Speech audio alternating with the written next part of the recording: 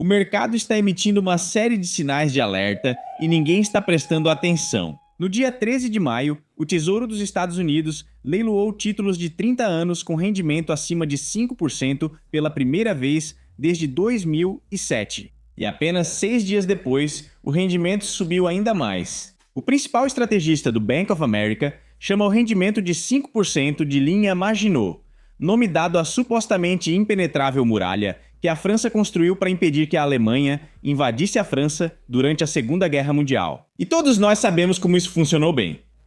Agora, a versão financeira acabou de ser totalmente derrotada. O Banco da América afirma que a porta para a desgraça foi aberta.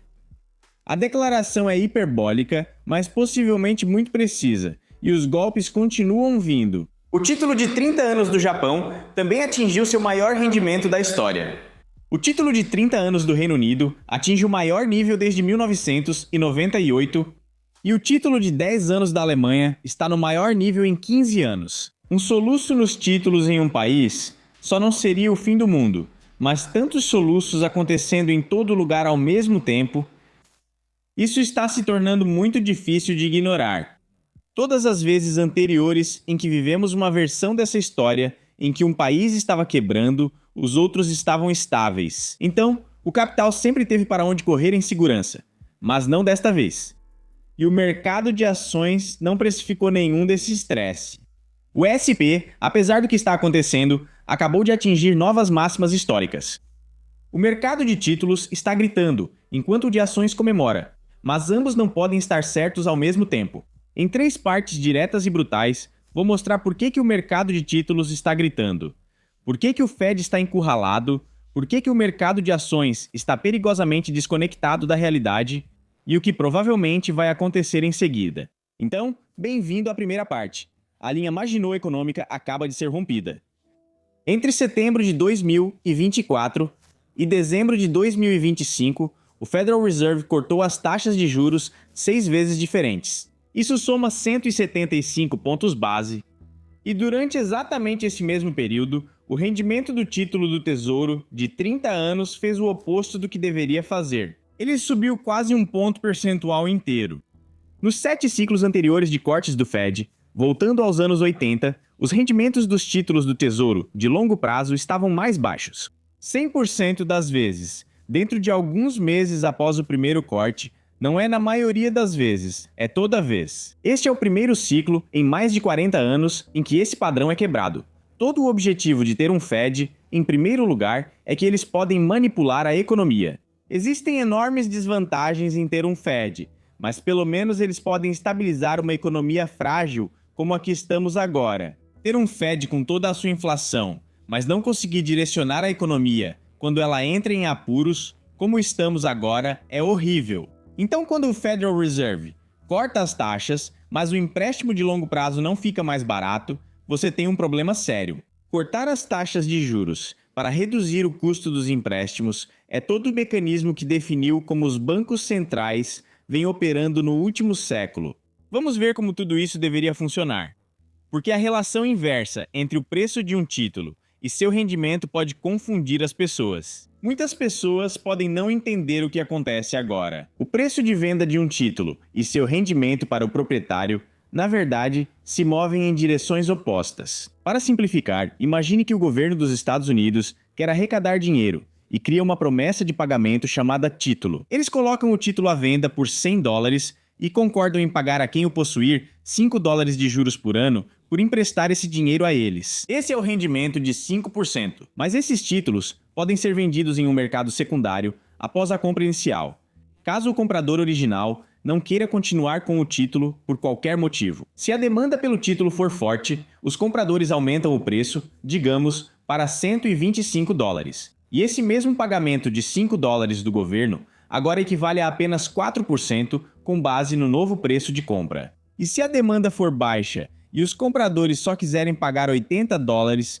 por um título comprado originalmente por $100, o rendimento sobe para 6,25% com base na compra desse novo comprador por $80. Então, quando você vê manchetes sobre o aumento do rendimento, o que essas manchetes realmente querem dizer é que se o governo dos Estados Unidos quisesse emitir uma nova dívida agora, nesse ambiente, ele seria forçado a aumentar a quantidade de juros que paga para atrair pessoas a lhe emprestar dinheiro. É isso que está acontecendo agora, e não está acontecendo só nos Estados Unidos. O mesmo padrão exato está acontecendo em praticamente todos os outros grandes bancos centrais do mundo. O título de 30 anos do Reino Unido está com o maior rendimento desde 1998. O título de 30 anos do Japão está em um recorde histórico, voltando a 1998. O título de 10 anos da Alemanha está no maior nível em 15 anos. E os estrategistas do Banco Nacional do Canadá acabaram de informar que a média dos rendimentos dos títulos do G7 atingiu o maior nível em 17 anos no final de abril. Infelizmente, a pressão não afeta apenas os Estados Unidos, tornando-se rapidamente sistêmica. Agora, obviamente, espero que o Bank of America, usando essa retórica de porta para si a desgraça, acabe se mostrando mais um clickbait do que realidade. Mas o estrategista-chefe do Bank of America está tentando agressivamente fazer com que todos nós olhemos para 3 momentos da história moderna em que, quando os rendimentos dos títulos dispararam, isso aconteceu logo antes de uma grande queda. Você tem o Japão em 1989, logo antes do colapso do Nikkei e do início do que ficou conhecido como as décadas perdidas. Os Estados Unidos em 1999, logo antes do estouro da bolha das .com, e a China em 2007, logo antes do colapso do mercado deles. 3 colapsos precedidas por os mesmos sinais no mercado de títulos. E elas são idênticas ao que estamos vendo agora, com a ressalva importante de que, historicamente, isso não acontece em várias economias sistemicamente importantes ao mesmo tempo. Então, não só estamos vendo os sinais que tradicionalmente precederam um grande crash, como também estamos vendo isso acontecer praticamente em todos os lugares ao mesmo tempo. Normalmente é só uma, o que permite aos investidores levar seu dinheiro para outro lugar para se proteger. Agora, a má notícia é que enquanto isso ocorre, o Fed está preso e perde a capacidade de direcionar a economia. Cortar as taxas de juros não fará os rendimentos caírem novamente. Na verdade, isso pioraria o problema, porque os compradores de títulos já estão dizendo ao mercado que não confiam que terão retornos de longo prazo adequados pelo risco nas taxas atuais. E dinheiro mais barato, se eles cortarem, só significa retornos ainda menores pelo risco que estão assumindo, e que a inflação ficaria ainda mais alta se eles realmente cortassem as taxas. Tudo isso só serviria para tornar títulos que já são pouco atraentes ainda menos atraentes. Então eles estão presos. A pergunta que fica é: como o Fed acabou nessa armadilha? Porque isso tem uma causa. Esse é nosso segundo sinal de alerta. Bem-vindo à parte 2. A armadilha da inflação está se fechando. Há 2 meses, antes do ataque ao Irã, a inflação nos Estados Unidos havia caído para 2,4%. O Fed seguia o caminho fácil, tudo parecia bem e o mercado de títulos começava a relaxar. Mas não mais. Em 12 de maio, o Departamento de Estatísticas do Trabalho informou que o índice de preços ao consumidor já atingiu 3,8% em relação ao ano anterior para o mês de abril. Esse é o maior registro desde maio de 23. Então, em apenas 2 meses, a inflação subiu 1,4 pontos percentuais completos. E para piorar, os preços ao produtor. O aumento de preço que as empresas enfrentam e que as leva a aumentar os preços para os consumidores chegaram a 6% em relação ao ano anterior. Este é o aumento mais rápido desde o fim de 2022. Agora, quando o PPI sobe, os preços ao consumidor também vão subir. Então as pessoas devem esperar pagar preços ainda mais altos nos próximos 3 a 6 meses. O que significa que a inflação ainda não terminou de acelerar. O que, aliás, só vai servir para agravar as más notícias. Porque pela primeira vez em 3 anos, o americano médio agora está perdendo poder de compra em termos reais. Salários ajustados pela inflação se tornaram negativos. O salário líquido dos trabalhadores, novamente ajustado pela inflação, caiu 0,3% no último ano e 0,5% só em abril. Então, além do fato de que o mercado de títulos está insistindo em taxas mais altas, porque está cada vez mais preocupado com a estabilidade da economia dos Estados Unidos, o Fed nem pode cortar as taxas para tentar estimular a economia, porque a inflação voltou com força total e já superou o crescimento dos salários. A causa, porém, não é exatamente um mistério. Só os preços da energia subiram 17,9% em relação ao ano passado. Seja qual for a causa, a gasolina subiu 28,4%. O petróleo está acima de $105 o barril no momento desta gravação. E o Estreito de Hormuz, por onde passa cerca de 20% do petróleo mundial, ainda não está totalmente operacional por causa da guerra. Isso é como o problema do Volcker de 1979, que causou todo tipo de dificuldades econômicas. Essa é uma inflação impulsionada pelo petróleo que vai permear praticamente todas as áreas da economia. Só que dessa vez, os Estados Unidos estão sentados em cima de uma pilha de dívidas que faz a resposta do Volcker, que foi aumentar as taxas para 20%. Isso é totalmente impossível agora. Não tem como fazer isso, dado o nosso nível de dívida. Então, mais uma vez, o Fed está travado. Eles estão completamente encurralados. Eles não podem aumentar as taxas para tentar matar a inflação, porque os pagamentos de juros da dívida nacional quebrariam o tesouro. Eles não podem cortar as taxas para salvar o mercado de títulos, pois isso, com a inflação reacelerando, destruiria o dólar e pioraria a inflação. Estão em uma armadilha. É isso que venho alertando há mais de um ano e o mercado finalmente está começando a perceber isso. Neste momento, os contratos futuros dos Fed Funds estão precificando uma probabilidade de cerca de 50% de que o próximo movimento do Fed seja um aumento de juros, e não um corte até dezembro. Mas isso é só parte da história. A inflação, o Fed encurralado, o choque do petróleo, os salários espremidos, tudo isso deveria estar derrubando as ações. Elas deveriam cair, mas não reagem a nada disso. Elas fingem que nada está acontecendo, e isso nos leva ao maior sinal de alerta de todos. Bem-vindo à parte 3. O mercado de ações se tornou completamente irracional. Enquanto o mercado de títulos está gritando por socorro e sinalizando um enorme estresse, o mercado de ações está em uma nova máxima histórica. Isso é insano porque a matemática por trás desse rally ficou realmente estúpida. Estamos avaliando algo sem precedentes históricos. Explosão extraordinária de valor. Isso teria que acontecer tão rápido que superasse a falência que está se aproximando devido à enorme expansão da infraestrutura que estamos fazendo para colocar os data centers de IA em funcionamento. E a cada dia parece menos provável que a receita vá chegar antes das falências. O índice de semicondutores da Filadélfia, o SOX, está atualmente sendo negociado 62% acima da sua média móvel de 200 dias. Para colocar isso em palavras simples, as ações de semicondutores dispararam tanto acima do seu preço médio nos últimos 10 meses que a diferença agora é a maior já registrada na história do índice. Além disso, o índice Shiller Cape acabou de ultrapassar 40. Se você não conhece esse indicador, vai querer entender isso. Este é um alerta estrondoso. Só ultrapassamos 40-1 no índice CAP 2 vezes em 150 anos de história do mercado. Consegue adivinhar as datas? 1929, espero que essa data seja familiar, e 1998, dois dos maiores crashes que já vimos. O primeiro terminou com uma queda de 89% e a Grande Depressão. O segundo terminou com um colapso de 78% da Nasdaq, que resultou em uma década inteira perdida para as ações. Não há um terceiro exemplo com final feliz, porque não existe um terceiro exemplo até agora. O CAP em 40 significa basicamente quanto os investidores estão pagando. $40 para cada $1 de lucro médio ajustado pela inflação que o S&P 500 realmente produziu. Estes são valores reais da última década. A média de longo prazo é em torno de 17. Todo estudo sério sobre o CAP, como indicador de retornos futuros, diz a mesma coisa. Nesses níveis, o retorno implícito em 10 anos para o SP está em algum lugar entre 0 e negativo. Você provavelmente não está sendo recompensado por ter ações. Se esses números continuarem, pode ser que você esteja pagando para mantê-las e provavelmente perderá dinheiro. O estrategista-chefe do Bank of America não está mais comparando isso à bolha das .com. Ele está comparando isso à bolha do Mississippi de 1720. Essa foi a mania especulativa que acabou destruindo toda a economia francesa. Mas espere, fica ainda pior.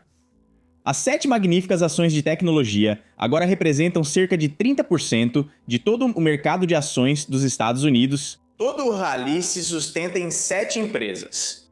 Basicamente é tudo apenas IA. Todo o crescimento não está apenas nas costas de algumas poucas empresas.